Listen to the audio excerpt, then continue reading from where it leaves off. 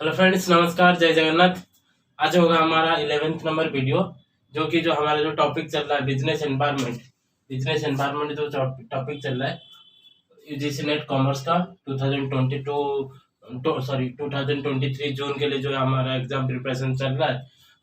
आज की पार्ट होगा MRT act 1969 and competition commission act 2002। ठीक है, ये दो एक्ट बिजनेस एनवायरनमेंट का एक पार्ट है और उसको थोड़ा सा आज स्टडी करेंगे। उसमें उसके बारे में थोड़ा सा डिटेल में रिव्यू करेंगे, क्या क्या है उसी एक्ट में। ये एक्ट कब आया था, ये क्यों आया था, ये क्यों आया था, उसमें क्या क्या डिफरेंसेस है वो भी आज स्टडी करेंगे। ओके, देखिए, ये जो एक्ट था एमआरटी एक्ट है, ये पहले 1969 में आया था, उसको रिप्लेस करके कंपटीशन कमीशन एक्ट आया था 2002। और एक 2000 अभी हमारा 2022 में और एक बार कंपटीशन कमीशन को रिफॉर्म्स लाने के लिए उसके ऊपर अमेंडमेंट पास हुए थे। वो अभी तक पास नहीं हुआ है, पारित हुए थे बट पास नहीं हुआ। वो शायद नेक्स्ट 1-2 ईयर में आ जाएगा। कंपटीशन कमीशन का नेक्स्ट अमेंडमेंट जो होगा सेकेंड अमेंडमेंट। इसका फर्स्ट अमेंडमेंट आया था 2007 में आया था और अभी एक अमेंडमेंट आ रहा है जो कि बहुत सारा चेंजेस हो गया, क्योंकि हमारा जो बिजनेस एनवायरनमेंट पे बहुत सारा चेंजेस हो चुका है। क्योंकि जब 1969 था तब हमारा कोई ऑनलाइन का सोर्सेस कुछ नहीं था, सिर्फ ओनली ऑफलाइन का सोर्सेस था, जो डायरेक्ट सेलिंग था और ऐसा ही कुछ था। और कंपटीशन कमीशन आता है तो यहाँ पर ग्लोबलाइजेशन हो गया था। ग्लोबलाइजेशन होने के बाद बहुत सारा इंटरनेशनल कंपनी इंडिया में आकर उनका बिजनेस सेटअप कर दिए थे। और 2010 आते आते हमारे पास इंटरनेट आ गया था। इंटरनेट आते आते फिर 2015 तक सोशल मीडिया बहुत ज्यादा इन्फ्लुएंस होने स्टार्ट हुए थे और ई कॉमर्स का कंपनी 2015 से बहुत ज्यादा बढ़ गए हैं हमारी कंट्री में। ठीक है, और उसी को मैनेज करने के लिए ये दोनों एक्ट है, जैसे कि हमारा कंट्री में अच्छे से बिजनेस हो पाए, कंपटीशन अच्छे से लग रहे हैं। सभी बिजनेस जैसे कि छोटा हो, बड़ा हो, मिनी हो और मीडियम हो, जो भी जितने टाइप्स का हमारे पास एंटरप्राइजेस है, बिजनेस है और वेंचर से जो भी है, सभी अच्छे से कैसे बिजनेस करेंगे, इसी के ऊपर ये दोनों एक्ट बेस है। ओके, देखिए, हमारा जो इंडस्ट्रियल एक्ट आया था, फर्स्ट इंडस्ट्रियल एक्ट आया था, कब आया था? 1948 में आया था। ओके, सेकंड आया 1956 में आया, फिर नेक्स्ट आया 1969 में एक आया था, एक रिजोल्यूशन के ऊपर एक स्टेटमेंट आया था। फिर 1973 में एक स्टेटमेंट आया था। फिर 1977 में एक आया था, 1980 में एक आया था, फिर एक 1985, 86 और 86 में आया था, 1991 में एक आया था। ओके, ये देखो, ये हो गया, इतने ही आया, 1 2 3 4 5 6 7 8 टोटल 8। इसमें से 3-4 हो गए स्टेटमेंट हो गए और 1 2 3 4 हो गए हमारा पॉलिसी, 4 पॉलिसी और 4 स्टेटमेंट्स हो गए। और कोई भी 1977 और 1980 को भी पॉलिसी क्या उसको रिजोल्यूशन भी बोलते हैं और पॉलिसी भी बोलते हैं, बट ये दोनों स्टेटमेंट ही है जो कि 1956 का एडवांस वर्जन है। 1956 का ये थोड़ा सा एडवांस हुआ था, इसमें भी हुआ, इसमें थोड़ा सा बहुत सारा चेंजेस आ गया था। 1980 में बहुत सारा चेंजेस आ गया था, क्योंकि वहां पर कोर इंडस्ट्री का इंट्रोड्यूस हुआ था। ओके, कोर इंडस्ट्री का इंट्रोड्यूस हुआ था, फिर वही चलते पड़ा। फिर आ गया 1990 आते तक हमारे पास क्या आया था? एलपीजी मॉडल आया था। एलपीजी मॉडल जो कि लिबरलाइजेशन, प्राइवेटाइजेशन और ग्लोबलाइजेशन था। ओके, देखिए, इसमें बहुत सारा ये जो प्राइवेटाइजेशन हुआ, हमारा कंट्री का जो बिजनेस एनवायरनमेंट था वो का प्राइवेटाइजेशन करने के बाद लिबरलाइज जब हो गया हमारा बिजनेस का एनवायरनमेंट, तब क्या होगा? ग्लोबलाइजेशन आ गया।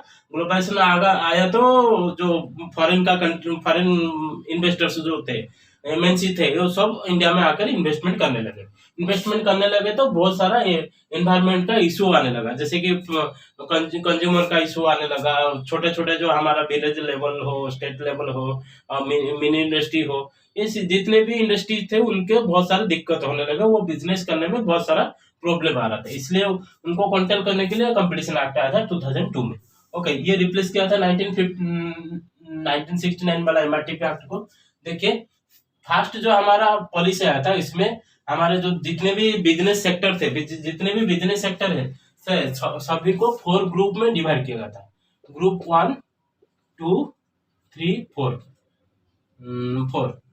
इसमें सभी को 3 ग्रुप में, 3 शेड्यूल में कन्वर्ट कर दिया गया। ए बी सी 3 शेड्यूल में, इसमें 4 ग्रुप में डिवाइड कर दिया गया। ओके, ये सबसे ज्यादा चलता रहा। इसको रिप्लेस कर दिया कि 56 में 1948 वाला पॉलिसी को 1956 वाला पॉलिसी रिप्लेस कर दिया था।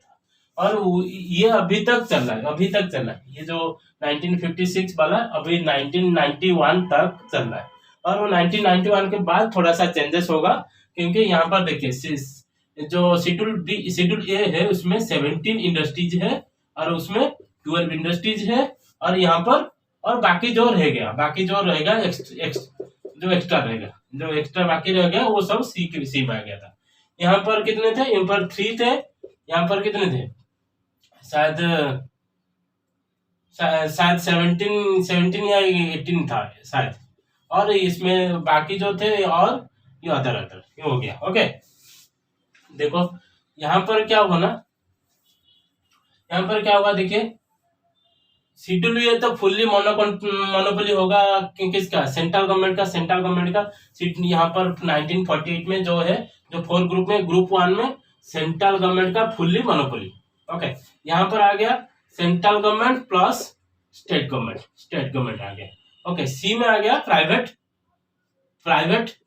और यहाँ पर भी प्राइवेट आएगा, प्राइवेट इंडस्ट्री है। यहाँ पर आएगा प्राइवेट प्लस कोऑपरेटिव सेक्टर, ये दोनों ही आएगा। डी में कोई भी कर सकता है। डी वाला जो ग्रुप था, यहाँ पर कोई भी आकर इन्वेस्टमेंट कर सकता है। देखिए क्या यहाँ पर समझ में पड़ा? सी पूरा टोटल फुल्ली ओपन था किसके लिए? प्राइवेट सेक्टर के लिए, क्योंकि यहाँ पर कुछ भी सेक्टर नहीं था, जो कुछ भी सेक्टर बचा ही नहीं था। सभी सेक्टर को ए और बी में कन्वर्ट ऐड कर दिया गया। थोड़ा सा कुछ बचा था वो तो इसके छोड़कर हम फोकस करेंगे इसको 1956 में फोकस करेंगे। देखिए यहाँ पर क्या था, शेड्यूल 1 में, शेड्यूल ए में 17 सेक्टर को छोड़कर और बाकी जो इंडस्ट्री सेक्टर थे वो शेड्यूल बी में कुछ आ गया था, 12 सेक्टर, और बाकी जो रहा शेड्यूल सी में आ गया था। तो यहाँ पर जो था ना, क्या हुआ, यहाँ पर फॉरेन इन्वेस्टर को ओपन था मार्केट यहाँ, और इंडियन प्राइवेट इंडस्ट्री को ओपन था। और कोई भी अदर पीपुल जिसके पास फाइनेंस हो आकर यहाँ पर इन्वेस्टमेंट कर सकता है। देखिए यहाँ से हमारा क्या स्टार्ट हुआ, प्रॉब्लम स्टार्ट हुआ। देखो क्या हुआ, फॉरेन इन्वेस्टर आने लगे और इंडियन प्राइवेट सेक्टर जो थे वो भी स्टार्ट होने लगे। और जो छोटा बड़ा जिसके पास, सपोज मेरे पास उस टाइम 1 लाख से ज्यादा पैसा होता तो मैं भी इन्वेस्टमेंट कर लेता, क्योंकि मैं उस टाइम पैदा नहीं हुआ था। ओके, कोई भी है। फिर देखिए 1969 में यहाँ पर इसी बीच में कितने साल गैप हुआ, देखिए इसी लाइन में इसी बीच में 13 इयर्स का गैप हो गया ना, 13 इयर्स का गैप हो गया। यहाँ पर 18 इयर्स, देखो टोटल कितने हुआ, 21 इयर्स इसी बीच में हो गया, 21 इयर्स। इसी 13 ईयर के बीच में क्या हुआ ना, बहुत सारा प्राइवेट कंपनियां स्टार्ट हो गए थे, जो कि जो शेड्यूल बी में जो कंपनियां थे, जो सेक्टर थे, वहां पर क्या करने लगे, मोनोपोली स्टार्ट करने लगे। क्या करने लगे? मोनोपोली।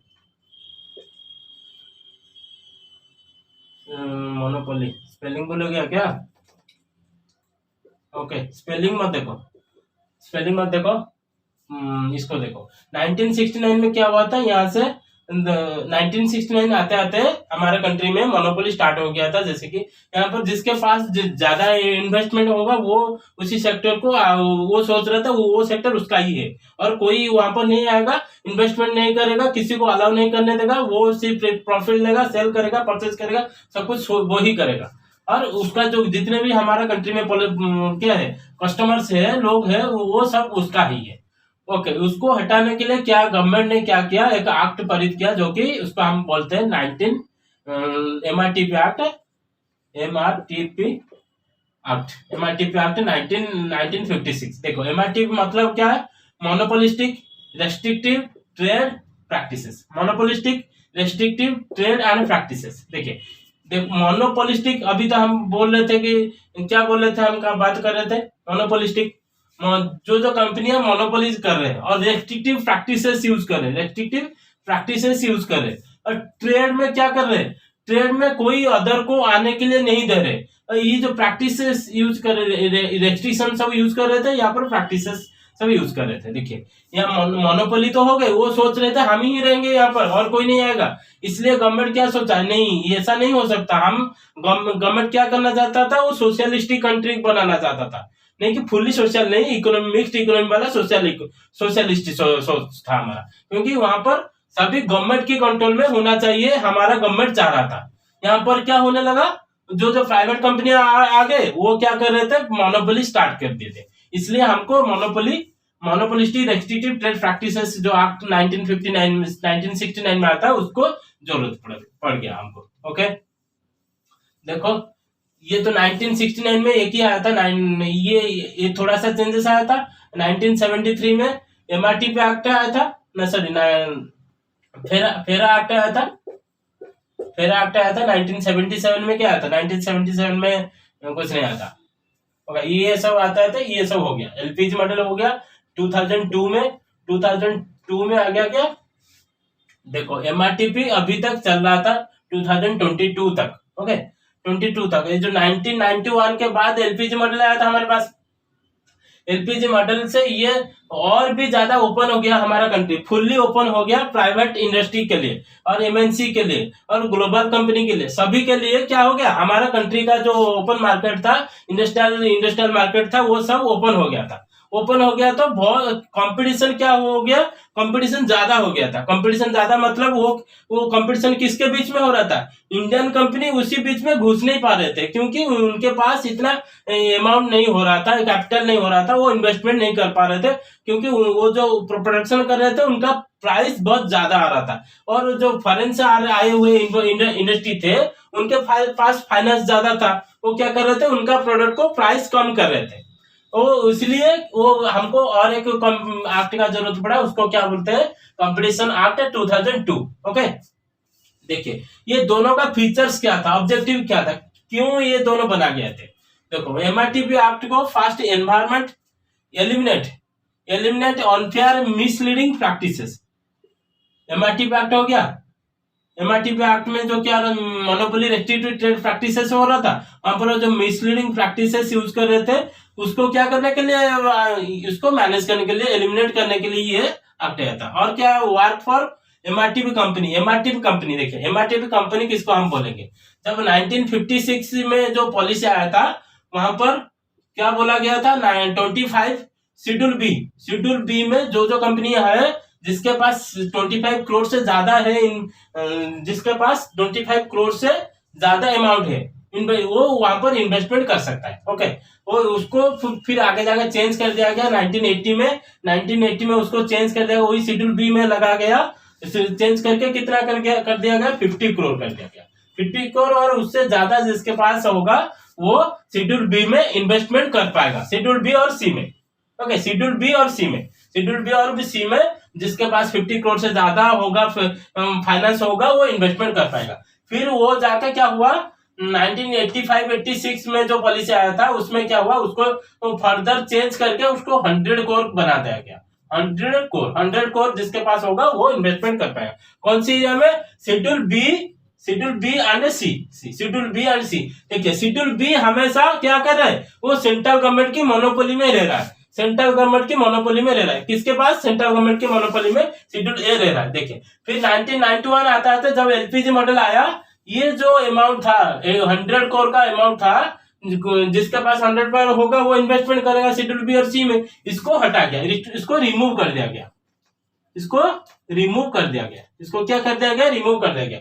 जिसके पास होगा, जो भी हो, जितने भी हो फाइनेंस, वो आकर इन्वेस्टमेंट कर पाएगा। देखिए और एक यहाँ पर चेंजेस था 1991 के पॉलिसी में, क्या थोड़ा सा चेंजेस था, जो कि हम क्या बोलते हैं उसको, देखो जो 17 इंडस्ट्री थे, कितने इंडस्ट्री थे शेड्यूल ए में कितने था, 17 था, उसको कम करके 8 कर दिया गया।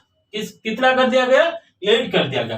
कब कर दिया गया, 1991 में, जो शेड्यूल ए में जितने भी इंडस्ट्रियल सेक्टर है उसको कम करके 8 बना दिया गया। अभी कितने का हमारे पास अभी है, अभी मतलब 2023 में ओनली 3 सेक्टर है।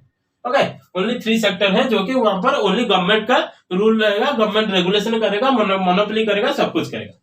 ओके ओके, देखिए तो इसको छोड़ के हम आगे जाएंगे कौन से हमारे ऑब्जेक्टिव देखेंगे। कहां पर रुके थे, देखिए यहाँ पर रुके थे वार फॉर एमआरटीपी कंपनी। ये जो एमआरटीपी का एक्ट था किसके लिए लागू था, एमआरटीपी कंपनी के लिए लागू था, एमआरटीपी कंपनी के लिए लागू था। मतलब क्या हुआ, शेड्यूल बी और C, schedule B and C, schedule B पे सी में कौन कौन आ रहा था, प्राइवेट सेक्टर आ रहा था, यहाँ पर प्राइवेट और कोऑपरेटिव सेक्टर आ रहा था, है ना।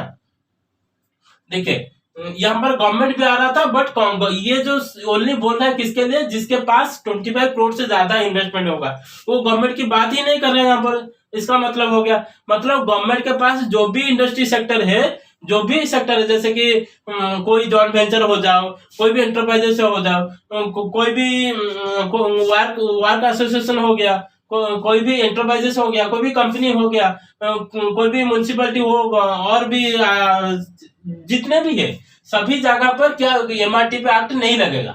ओके, गवर्नमेंट के पास जो भी एंटरप्राइजेस है, जो भी प्रॉफिट ऑर्गेनाइजेशन है, वहां पर एमआरटीपी एक्ट का लागू नहीं होगा। Okay, giving statement false guarantee and warranty, जो भी company false guarantee and warranty दे रहा है उसके ऊपर क्या करेगा, वो स्टेटमेंट प्रोवाइड करेगा। उसके लिए क्या फंक्शन क्या कर रहा था क्या नहीं वो तो पता नहीं, और क्या कर रहा था, सिर्फ स्टेटमेंट। देखिए जो फॉल्स मिसलीडिंग स्टेटमेंट, मिसलीडिंग बोला ना, मिसलीडिंग मतलब कौन कौन आएगा, देखिए मिसलीडिंग में कौन आएगा, देखिए हमारे जो प्रोडक्ट का पैकेजिंग में मिसलीडिंग आएगा, प्रोडक्ट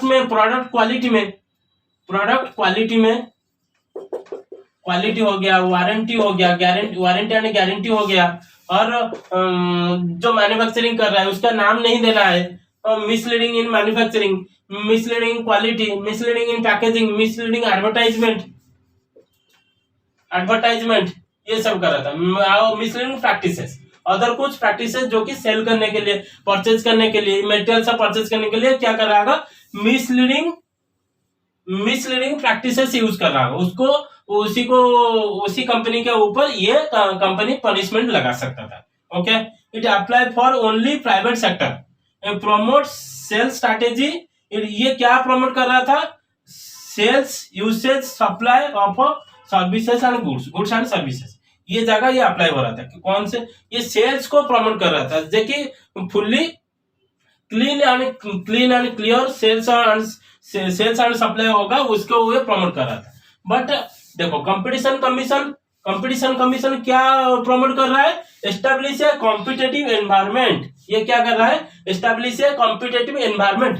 कंपटीशन कमीशन एक्ट जो था उसके लिए एक सीसीआई का एक कमीशन बना गया था, इसके लिए एमआरटीपी कमीशन बना गया था, एमआरटीपी कमीशन बना गया था। उसके लिए क्या बनाया गया था, सीसीआई के लिए, कंपटीशन एक्ट के लिए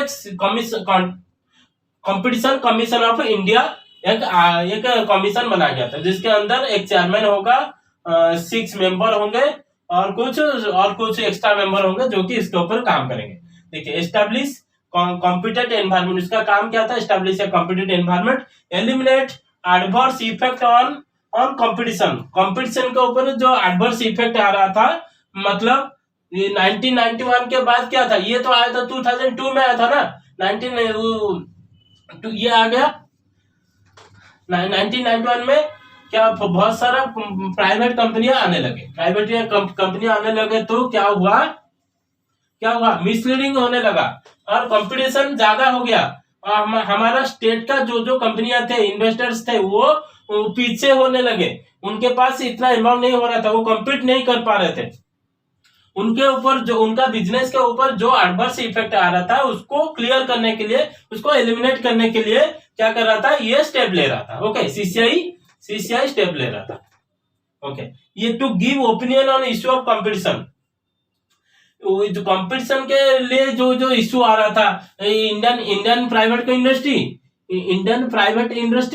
एंड इंटरनेशनल प्राइवेट इंडस्ट्री, जैसे कि हो गया एमएनसी हो गया, इंडियन प्राइवेट कंपनी हो गया, इंडियन प्राइवेट कंपनी हो गया। इनके बीच में जो जो राइवलरी चल रहा था उसको हटाने के लिए, उनके बीच में जो जो प्रॉब्लम्स आ रहे थे उसको हटाकर क्या कर रहा था, एक अच्छे से एनवायरमेंट प्रैक्टिस प्रोवाइड कर रहा था टू प्रोटेक्ट कंज्यूमर वेलफेयर। देखिए यहाँ पर कंज्यूमर के लिए कोई भी वेलफेयर नहीं था, एमआरटी एक्ट में कंज्यूमर वेलफेयर के लिए कोई फोकस नहीं था, वहां पर कंज्यूमर के लिए कुछ भी मेंशन नहीं है। यहाँ पर कंज्यूमर वेलफेयर को भी प्रैक्टिस कर रहा है। Ensure fair and healthy environment.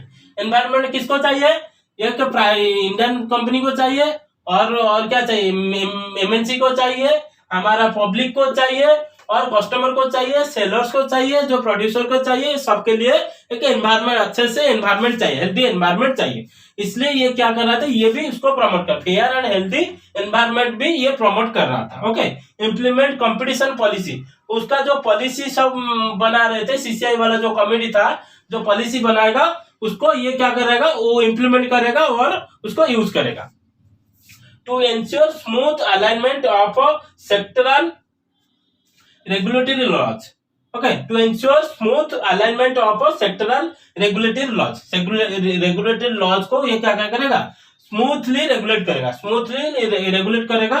Okay, smooth, और क्या करेगा, सेंड नोटिस। किसको नोटिस करेगा, जो भी कंपनी कंपटीशन एक्ट का रूल को वायलेट करेगा उसको क्या करेगा, वो नोटिस भेजेगा, नोटिस भेजकर उसको क्लियर करेगा। ओके, ये हो गया हमारे 2 एक्ट और क्लियर हो गया। शायद आपको, आप लोगों को समझ में आया होगा। और यहाँ पर क्या था, एमआरटीपी कंपनी में, एमआरटीपी एक्ट में क्या था, सिर्फ ओनली प्राइवेट कंपनी का ऊपर फोकस था। बट यहाँ पर क्या हो रहा है, देखिए कंज्यूमर वेलफेयर बोला ना, कंज्यूमर फास्ट आ गया, कंज्यूमर आ गया, और प्राइवेट सेक्टर आ गया, प्राइवेट सेक्टर आ गया, गवर्नमेंट सेक्टर आ गया, कोऑपरेटिव सेक्टर आ गया, कोऑपरेटिव सेक्टर है। इंटरनेशनल की बात बोल रहा है, इंटरनेशनल प्राइवेट कंपनी का बोल रहा है, इंटरनेशनल प्राइवेट कंपनी वो हो गए, एमएनसी हो गए, सभी के लिए यहाँ पर रूल्स और रेगुलेशन था। किसके लिए, कंज्यूमर के लिए, प्राइवेट कंपनियां, इंडियन प्राइवेट कंपनियां के लिए था, इंडियन गवर्नमेंट के लिए था, कोऑपरेटिव सोसाइटी के लिए था, इंटरनेशनल प्राइवेट कंपनी के लिए था, एमएनसी के लिए था, एमएनसी के लिए था, एमएनसी के लिए क्या क्या ये सब रूल्स लेकर आया था। यहाँ पर ओनली प्राइवेट कंपनी के लिए था, ओनली प्राइवेट कंपनी के लिए था। ओके, यहाँ पर कंज्यूमर के लिए कोई बात नहीं था, गवर्नमेंट के लिए कुछ भी रूल नहीं था। गवर्नमेंट कोई भी कुछ भी करेगा वहां पर ये एमआरटीपी एक्ट इंटरफेयर नहीं करेगा। बट कंपटीशन में जो भी रूल को भंग करेगा उसको ये उसका लॉ लगा लेगा उसके ऊपर। ओके ओके, ये स्यू करेगा। हो गया, थोड़ा सा क्लियर हो गया होगा आप लोगों को। देखिए ये हो गया हमारा आज का क्लास हो गया। मेरा तबीयत भी थोड़ा ठीक नहीं है। ओके, एमआरटीपी एक्ट और कंपटीशन एक्ट हो गया। फिर नेक्स्ट क्लास में हम लाएंगे, क्या लाएंगे, क्या बोला था लास्ट वीडियो में मैं बोला था कि हम पढ़ेंगे एमआरटीपी एक्ट पढ़ेंगे और कंपटीशन कमीशन पढ़ेंगे, और बोला था consumer protection act, consumer protection act 1986 और 2019 ये दोनों पढ़ेंगे। और क्या पढ़ेंगे, फेरा एक्ट 1973 और फेमा एक्ट 1999 हो गया। ये हो गया, ये सब नेक्स्ट, ये 2 क्लास हो गया। ये एमआरटी कंज्यूमर के लिए एक क्लास होगा और फेरा और फेमा के लिए एक क्लास होगा। ये 2 वीडियो और भी आएगा। इसके बाद हम एक नया टॉपिक स्टार्ट करेंगे। ये इसके हो गया बिजनेस एनवायरनमेंट, इसके बाद कंप्लीट हो जाएगा। कंप्लीट होने के बाद हम नया टॉपिक लेकर आएंगे। और किसी को कोई और टॉपिक चाहिए बिजनेस एनवायरनमेंट के ऊपर टॉपिक चाहिए तो आप सभी हमारा वीडियो में क्या नीचे कमेंट कर सकते हो। उसी कमेंट को देख के हम भी और एक वीडियो लेकर आएंगे। ओके, धन्यवाद, थैंक यू, जय जगन्नाथ। नेक्स्ट क्लास में मिलते हैं। ओके।